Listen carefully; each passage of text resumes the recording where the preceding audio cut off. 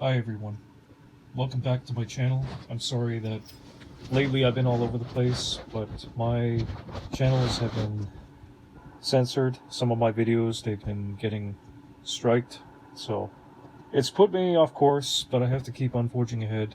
In light of the news and in the current situation we see with our Prime Minister, Justin Trudeau, he's forging ahead with his agenda. There is an agenda happening, and as we see happening, February 2022, there's a lot of people out there on the streets of Ottawa, out in the freezing cold. They've been protesting for weeks, and we see protesters, they're holding the line, and God bless them. We're seeing people uniting like I've never seen before in all of Canada's history. This is a very crucial point in history. Our country is now united against tyranny. And we're seeing Trudeau for the dictator that he really is, and his 16% approval rating, it speaks volumes. The mainstream media, they're going to continue to downplay this, and as we're going to be seeing in the days and the weeks ahead, we're going to be seeing the police, they're coming out, they're testifying on YouTube, and as they're saying that we understand what's happening, we cannot do anything about these lockdown mandates. Were given orders to uphold the peace, to reinforce these new mandates, which Trudeau and in government, they're pushing for this. The police are basically, I'm not going to speak for all of them, but many of the police, they know what they're doing is wrong. They see these COVID mandates as it's taken its toll on the people, and naturally, people have had enough. We see livelihoods, businesses, families uprooted, lives are destroyed, and as this COVID situation is dragging on, we're going to get to see gas prices up over $1.20, I think, in Vancouver. We're seeing, for the first time, we may get to see a food shortage because the truckers are still on strike. And how are the truckers going to bring in the food in time? A lot of people take for granted about that the food, if anything, people will take for granted that food will always be there. That's not always going to be the case. I'm afraid for many people, we may actually have to gear up for a potential food crisis. And I'm not kidding. I'm dead serious. This is what I'm afraid of. Me as a starving artist, I'm trying to continue to make good content. It keeps on getting censored, but I continue to try and forge ahead. I'm not getting many followers, but that's okay. I'm going to continue to report the truth.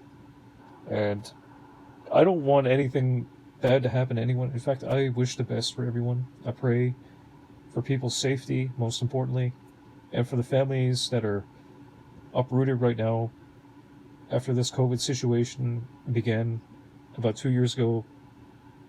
My heart goes out to them. And I pray that people who are out there that are holding the line, that they're protesting, doing what most people don't have the guts to do, which is take a stand against these tyrannical dictators and the police. They're coming toe to toe with them. And what we have to do, we have to support freedom and actually physically try and get out there. Not just report behind a screen, but physically do our part.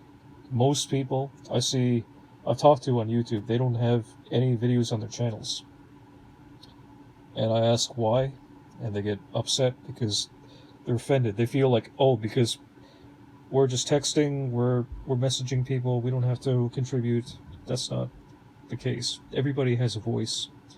We still do, but this lifestyle is not going to continue. It's not going to last. If we continue to take things for granted, we're going to get to see in 2022, dare I say it, a recession, possibly, if we're not careful, if we don't act and speak out. Our leaders and our governments could actually make this crisis worse. Because not only did Trudeau did not get stopped when we had the chance, when we were physically there, by the thousands in Ottawa. But now that Trudeau is pushing for emergency mandates, this new laws that are being passed, and now the police, they have no choice. They have to enforce this. So we're reaching a climax in Canada's history. But we the people, we're waking up. Most of us are. Or at least many of us are. Most of us are not fully awake. I've been fasting for 5 days now. And I can see what's really going on. And I can tell that most people are not going to be in that heightened state of awareness. They're just going to depend on other people to do the job for them.